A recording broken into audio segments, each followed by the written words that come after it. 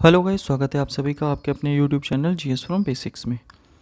जैसा कि आप सभी को पता है कि हमारी बैच चल रही थी वर्ल्ड ज्योग्राफी की, तो हमारे स्टार्टिंग के 2 पार्ट्स हैं।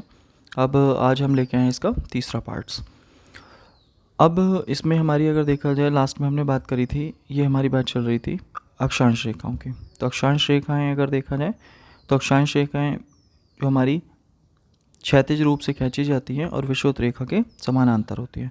1 डिग्री में लगभग 111 किलोमीटर दूरी थी। और अगर बात आती है विषुवत रेखा से ध्रुवों की ओर जाने पर अक्षांशीय वृत्त की त्रिज्या में कमी आ रही थी। अब यहाँ पे कुछ इंपॉर्टेंट वाली लाइनें हैं, तो उन्हीं के बारे में हम देखेंगे। पेपर में अक्सर यहाँ से हमारा क्वेश्चन आता है। तो इसी में पहली लाइन है हमारी भूमध्य रेखा या विषुवत रेखा। भूमध्य रेखा अगर देखा जाए तो भूमध्य रेखा हमारी जो ये वाली लाइन होती है 0 डिग्री वाली, इस पर सूर्य की किरणें पूरे वर्ष लंबवत पड़ती हैं, जिस कारण यहाँ पे सबसे ज़्यादा सूर्य का तप मिलता है। तो सूर्य तप सबसे ज़्यादा गर्मी यहीं रहती है। पूरे वर्ष दिन और रात की अवधि भी बराबर होती है। शीत ऋतु का अभाव होता है, 0 डिग्री पर ठंड पड़ती ही नहीं है। भूमध्य रेखा के में वर्ष में 2 बार सूर्य लंबवत चमकता है, एक तो 21 मार्च को और एक 23 सितंबर को। जैसे 21 मार्च में अपना अगर नॉर्थ इंडिया में अगर हम देखें, होली के टाइम में अगर देखा जाए नॉर्मल मौसम होता है, और सितंबर अक्टूबर यानी एक बार फिर दिवाली के टाइम पर अगर देखा एक बार नॉर्मल मौसम होता है, क्योंकि इस समय सूरज भूमध्य रेखा पर चमक रहा होता है।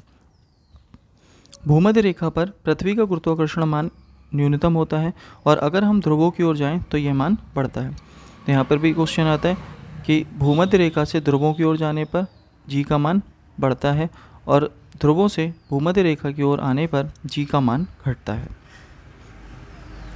अफ्रीका महाद्वीप में कांगो या जायरे नदी भूमध्य रेखा को 2 बार काटती है, और भूमध्य रेखा पर विक्टोरिया झील होकर गुजरती है।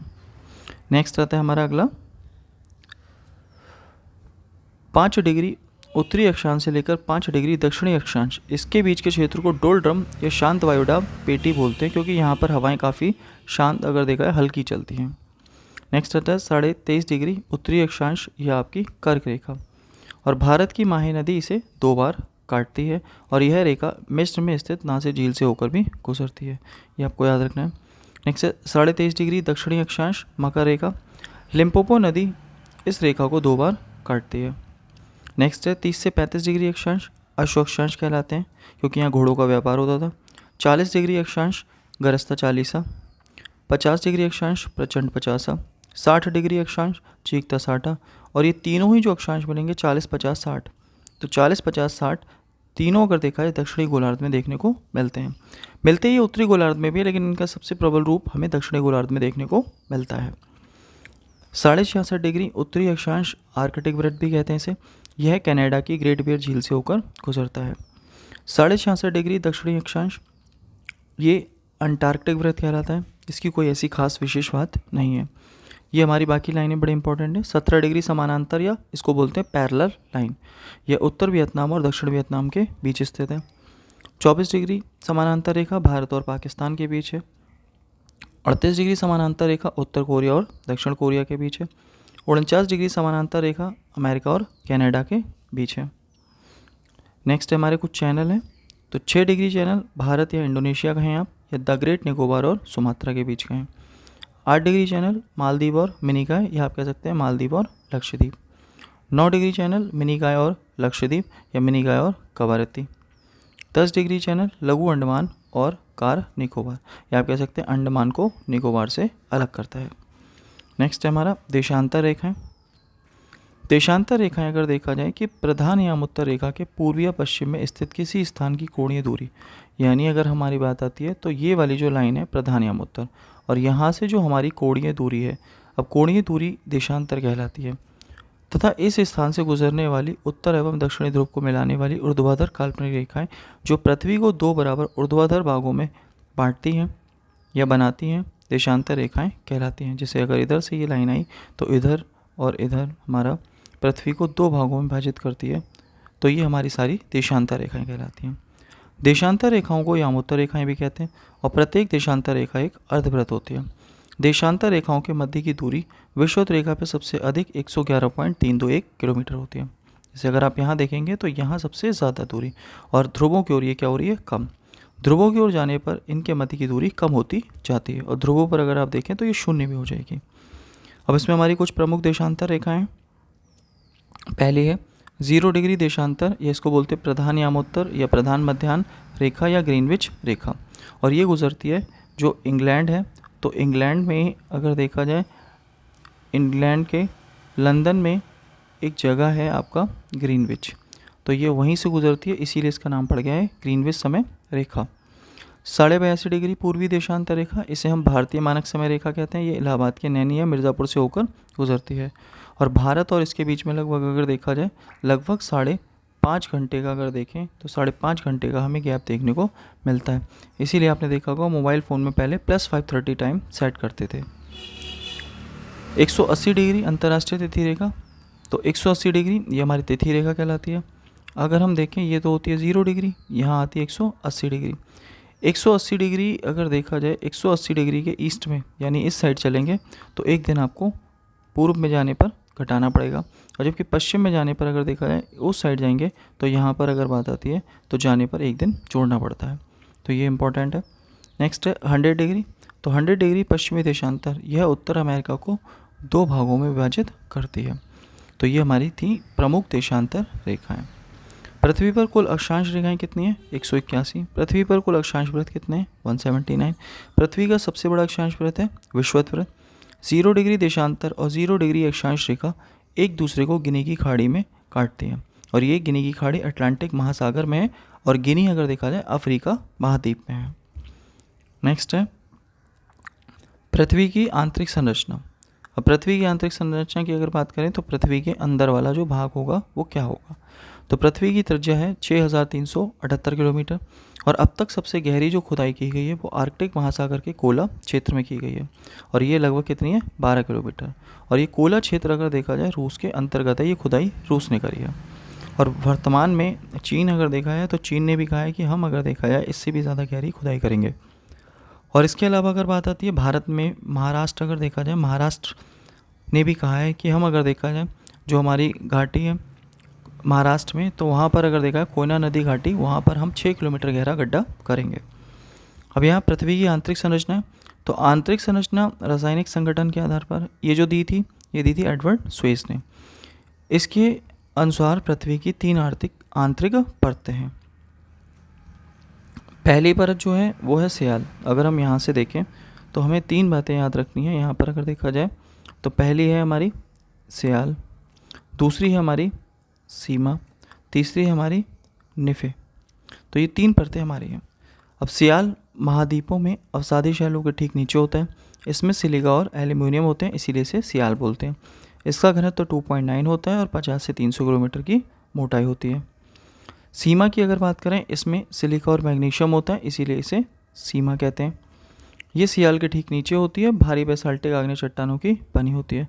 औसत घनत्व 2.9 से 4.7 होता है। मोटाई इसकी 1000 से 2000 किलोमीटर होती है। निफ़े, अगर हम निफ़े की बात करें तो इसमें निकेल और आयरन होते हैं, और सीमा के ठीक नीचे होती है, और औसत घनत्व 11 होता है। तो इसमें यही हमारी विशेष बातें आपको याद रखनी है। नेक्स्ट हमारा भूकंपीय तरंगों के आधार पर। अब भूकंपीय तरंगों के आधार पर अगर हम देखें तो पृथ्वी की आंतरिक परतें तो इस आधार पर 3 प्रकार की बताई गई हैं। तो इस आधार पर भी हमारी अगर देखा जाए 3 है। तो 3 अगर देखा जाए तो सबसे ऊपर वाली जो है आपकी क्रस्ट, फिर है आपकी मेंटल, और मेंटल के बाद अगर देखा जाए तो फिर है आपकी कोर। और इसमें भी डिवाइडेशन होते हैं कि अगर आपका अपर क्रस्ट होगा या लोअर क्रस्ट होगा, या अपर मेंटल होगा या फिर आपका लोअर मेंटल होगा, कोर होगा, अपर कोर होगी या मतलब आउटर कोर होगी, और आपकी इनर कोर होगी।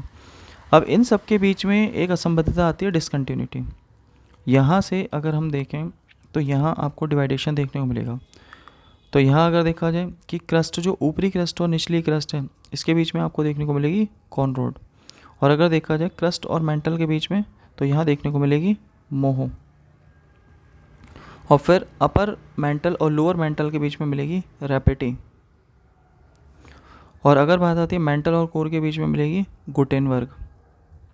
और अगर बात आती है कोर, आउटर और इनर के बीच में आपको देखने को मिलेगी लेमन।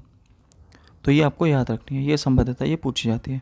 ये आगे मेंशन करी है, इनके लिए ट्रिक आपको याद रखनी है कि अगर देखा जाए कोने में रैप्टे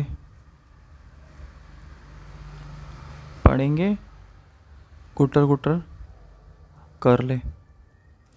तो यहाँ से कोने में रैप्टे पड़ेंगे, अगर गुटर गुटर करी तो, कर ली तो कोने से कॉनरॉड, में से मोह, रैप्टी से रैप्टे से रैप्टी, और गुटर गुटर से गुटेनबर्ग, और ले से लेमन। तो आपको ये याद रखना है क्योंकि ये पेपर में आजकल इम्पॉर्टेंट है और ये भी लास्ट टाइम भी पूछा गया है। क्रस्ट अगर हम देखें तो क्रस्ट की अगर बात करें तो पृथ्वी की सबसे ऊपरी एवं पतली परत, औसत मोटाई 33 किलोमीटर। महासागरीय क्रस्ट की मोटाई महाद्वीपीय क्रस्ट की मोटाई से कम होती है। जैसे ये तो हमारा माउंट एवरेस्ट है। और अगर हम बात करें दुनिया का सबसे गहरा गर्त, तो दुनिया का सबसे गहरा गर्त और माउंट एवरेस्ट, तो यहाँ इसकी जो मोटाई होगी माउंट एवरेस्ट की, ये वाला इधर महाद्वीपों का जो क्रस्ट होगा वो मोटा होगा और महासागरों का जो क्रस्ट होगा वो पतला होगा। तो ये हमारा यहाँ पे इसीलिए बात आती है मोटाई की। और क्रस्ट के दो भाग होते हैं, ऊपरी क्रस्ट ग्रेनाइट का बना हुआ है जिसमें सिलिका और एल्युमिनियम होते हैं, इसे सियाल भी कहते हैं। नीचे वाला क्रस्ट बेसाल्टिक चट्टानों का बना होता है जिससे महासागर बनते हैं। इसके अलावा अगर हम देखें इसमें सिलिका और मैग्नीशियम होती है जिसे सीमा भी कहते हैं। ऊपरी क्रस्ट और निचली क्रस्ट के बीच में कॉनरॉड असंबद्धता होती है, अभी मैंने आपको बताया था। क्रस्ट और मेंटल के बीच में मोहो असंबद्धता होती है। इसके बाद आता है हमारा मेंटल में अगर हम देखें तो मेंटल का जो विस्तार है वो है 2900 किलोमीटर की गहराई तक। और पृथ्वी का सबसे अधिक आयतन अगर देखा 83% आयतन और सबसे अधिक 68% द्रव्यमान मेंटल में ही विद्यमान होता है। तो पृथ्वी का सबसे ज़्यादा अगर भाग किसी में है तो वो आपको याद रखना है मेंटल में ही स्थित है।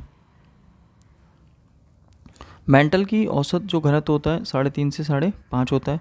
मेंटल के दो भाग होते हैं, दो भाग हमारे अगर देखा जाए तो दो भाग कौन से हो जाएंगे, एक हो जाएगा ऊपरी मेंटल जिसको हम बोलेंगे दुर्बलता मंडल, और इसी से ही ज्वालामुखी क्रिया से जो लावा निकलता है वो यहीं से आता है आपका दुर्बलता मंडल से। अब लावा कह लें आप या उसे मैग्मा कह लें, तो मैग्मा या लावा आपका सेम देखने को मिलता है। अगर ज़मीन के सतह के नीचे है तो मैग्मा है, सतह के ऊपर है तो लावा है। निचली मेंटल अगर देखा जाए, निचली मेंटल को बोलते हैं मध्य मंडल। अब मेंटल और ऊपरी परत तथा निचली परत के बीच में रैप्टे असंबद्धता है और कोर और मेंटल के बीच में गुटेनबर्ग असंबद्धता है। तो ये भी मैंने आपको ऊपर उसी में बताया था, तो ट्रिक से आप याद रखें, नहीं तो ऐसे हमेशा बार बार कन्फ्यूजन रहेगा आपको। नेक्स्ट है हमारा कोर या क्रोड, पृथ्वी की सबसे आंतरिक परत जिसे केंद्र मंडल भी कहते हैं। यह मुख्यतः निकेल एवं इसमें लोहा पाया जाता है जिस कारण इसे निफे भी कहते हैं। यह 2900 किलोमीटर की गहराई तक पृथ्वी के केंद्र तक होती है। इसका तापमान 2700 डिग्री सेल्सियस होता है। कोर का बाहरी भाग तरल और आंतरिक भाग ठोस होता है। इसके दो भाग हैं, बाह्य और आंतरिक, और बाह्य कोर और आंतरिक कोर के बीच में लेमन असंबद्धता होती है। और बाह्य कोर का विस्तार 2900 किलोमीटर से लगभग 5100 किलोमीटर की गहराई तक होता है। तो ये हमें याद रखनी है जो हमारी असंबद्धताएँ होती हैं। और इसमें अगर देखा जाए ऊपरी और निचली या फिर कोर और आपका मेंटल और क्रस्ट, इनके बीच में कौन कौन सी असंबद्धताएँ होती हैं। नेक्स्ट है हमारा अगला भूकंप। भूकंप क्यों आता है? भूकंप अगर मान लीजिए दो चट्टानें हैं और दो चट्टानें आपस में टकराती हैं। अब ये जो चट्टानें होती हैं ये अगर देखा अभिसारी चट्टानें होती हैं, और जब ये अभिसारी चट्टानें टकराती हैं तो इसके कारण भूकंप आता है। तो पृथ्वी के अंतर्जात और बहिर्जात बल, यानी अंदर और बाहर से लगने वाले बल, इनके कारण जो ऊर्जा निकलती है उसके कारण तरंगें पैदा होती हैं, जो तरंगें सभी दिशाओं में फैलकर पृथ्वी पर कंपन उत्पन्न करती हैं, जिसे भूकंप कहते हैं।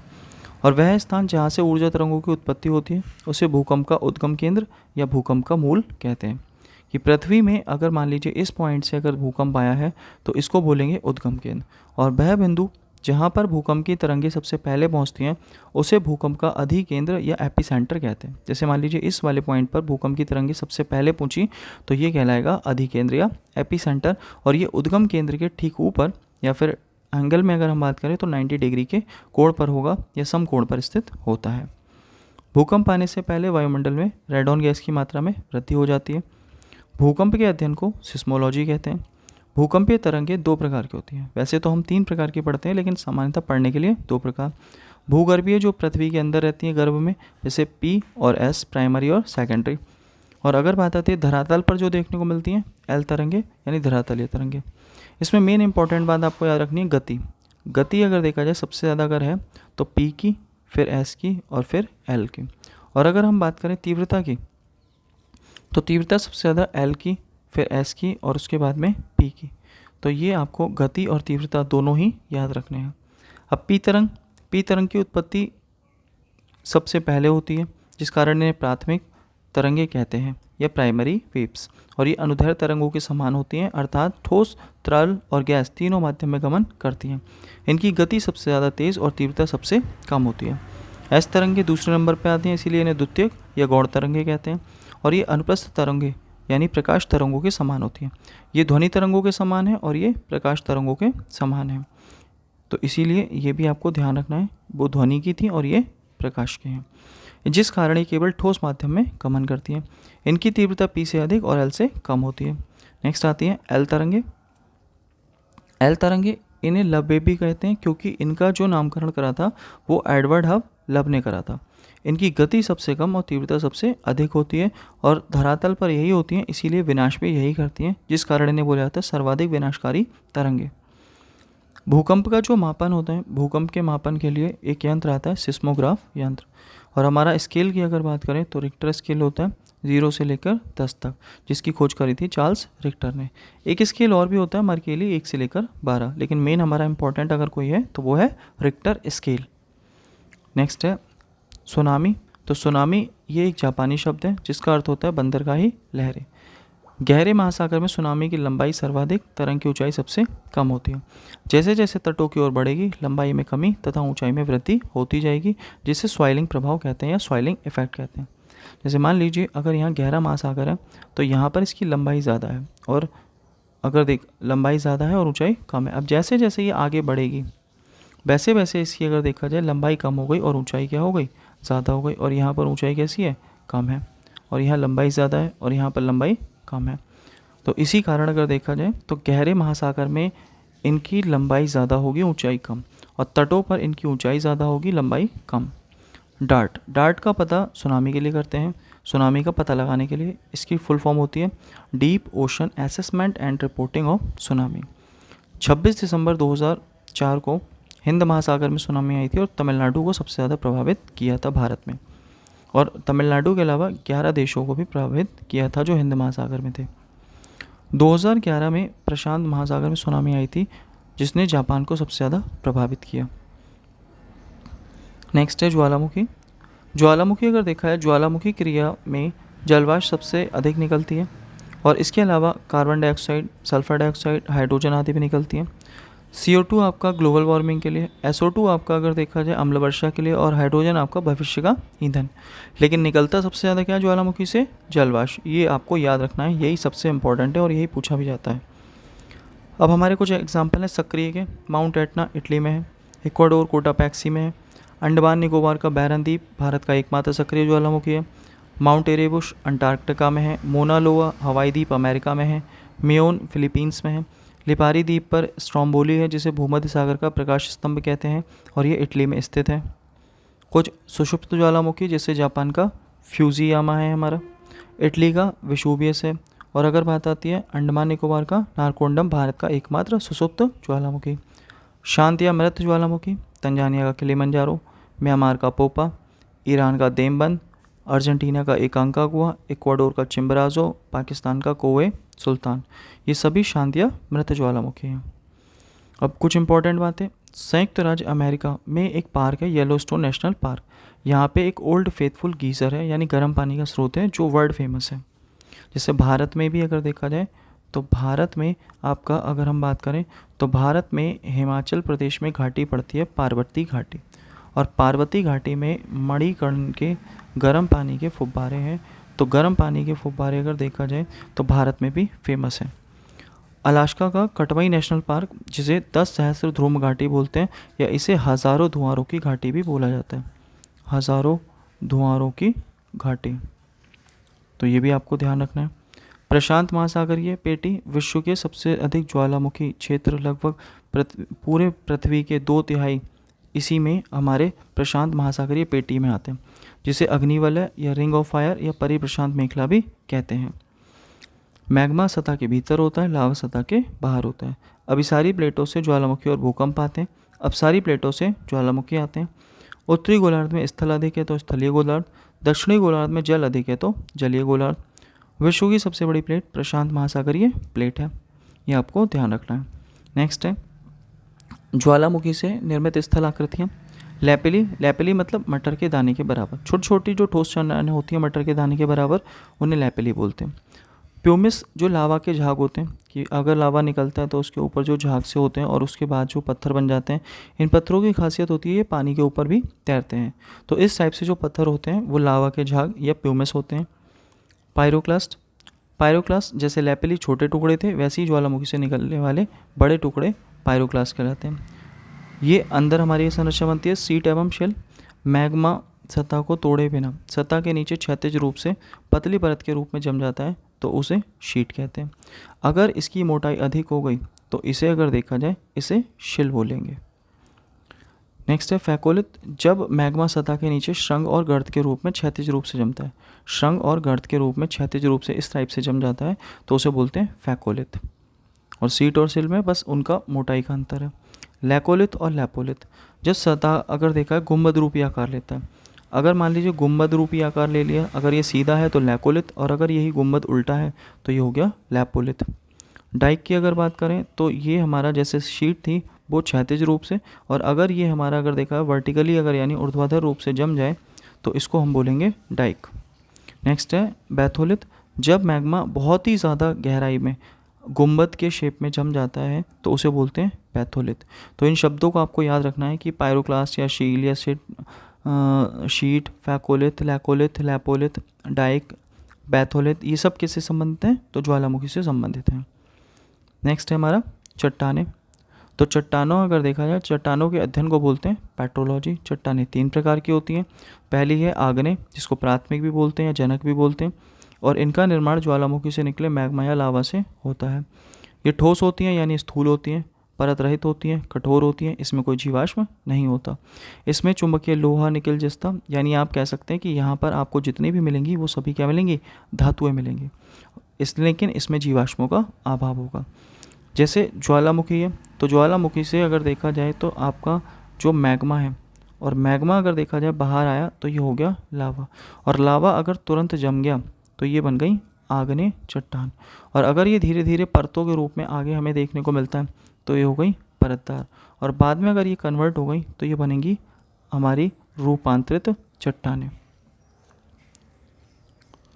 अब नेक्स्ट अवसादी चट्टानें, या इनको हम बोलते हैं परतदार या द्वितीयक, क्योंकि ये दूसरे नंबर पर बनी है तो इसीलिए इन्हें द्वितीयक, इसमें परतें होती हैं तो परतदार।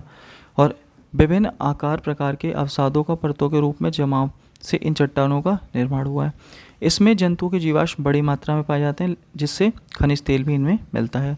आगरा का किला, दिल्ली का लाल किला लाल बलुआ पत्थर नामक अवसादी चट्टान से बने हैं। लोयस के मैदान भी अगर देखा जाए अवसादी चट्टानों का ही उदाहरण है। जैसे जम्मू कश्मीर का करेबा अगर देखा जाए, कश्मीर के करेबा वाले मैदान जो केसर की खेती के लिए प्रसिद्ध हैं।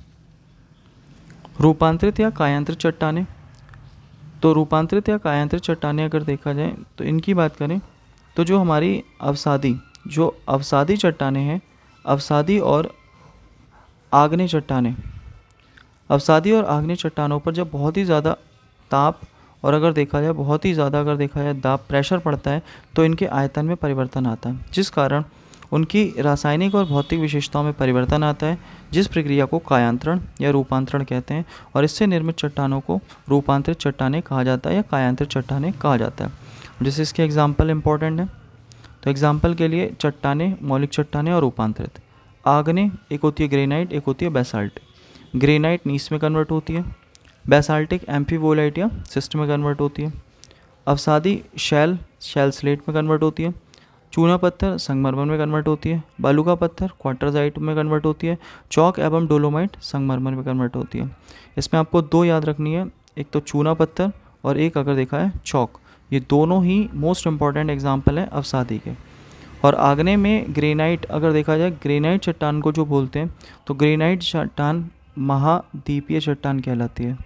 और अगर बात आती है बेसाल्टिक चट्टान, तो बेसाल्टिक चट्टान को बोलते हैं महासागरीय चट्टान, तो ये आपको ध्यान रखना है। और रूपांतरित चट्टानें, स्लेट फाइलाइट में कन्वर्ट होती है और फाइलाइट सिस्ट में कन्वर्ट होती है। तो ये थी हमारी चट्टानें। तो गाइज़ ये था हमारा इसमें पार्ट तीसरा। और गाइज़ अगर आपको वीडियो अच्छी लगी हो तो प्लीज़ वीडियो को लाइक करें, शेयर करें, चैनल को अगर आपने अभी तक सब्सक्राइब नहीं किया है तो सब्सक्राइब करें। और गाइज़ अगर आपको वाकई में ये वीडियो अच्छी लगती है प्लीज़ वीडियो को ज़्यादा से ज़्यादा शेयर करें, और ताकि हमें भी मोटिवेशन मिले, हम आगे भी वीडियो बना सकें। Thank you guys, thanks for watching.